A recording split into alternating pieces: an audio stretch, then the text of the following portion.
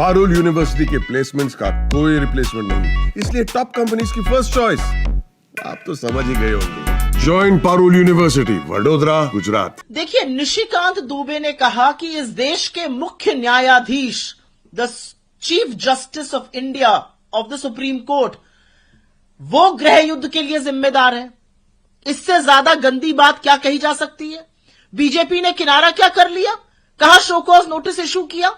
निकाल बाहर करिए कैसे आदमी को पार्टी से। आपकी तो पूरी पार्टी उसके बचाव में खड़ी हुई है, आपके मुख्यमंत्री उसके बचाव में ट्वीट कर रहे हैं।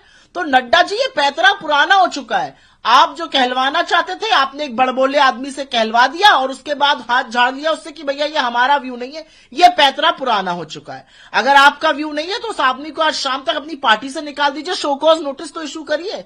और असलियत यह है कि इस आदमी ने तो देश की जनता को नहीं बख्शा था। इसने तो यह भी कहा था लोग फ्री फंड का खाना खा रहे हैं। महिला सांसदों को क्या शब्द कहते हैं वो मैं आपके कैमरा पर बोल नहीं सकती हूं। मुख्य न्यायाधीश को बोलने के बाद इसने ध्यान भटकाने के लिए पूर्व चुनाव आयुक्त को एक धर्म विशेष गाली बोली। तो ये जो व्यक्ति है, इसका संसद में रहना तो बहुत ही खतरनाक है, ये समाज के लिए खतरनाक है। लेकिन बीजेपी ऐसे लोगों से भरी पड़ी है। क्या नड्डा जी की इतनी भी हैसियत नहीं है अपनी पार्टी में कि वो किनारा कर रहे हैं और आपकी सारी पार्टी उसके डिफेंस में खड़ी हुई है? मोदी जी, ये पैतरे पुराने हो गए हैं।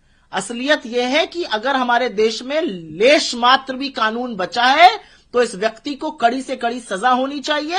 इसको सदन में बैठने का कोई हक नहीं है।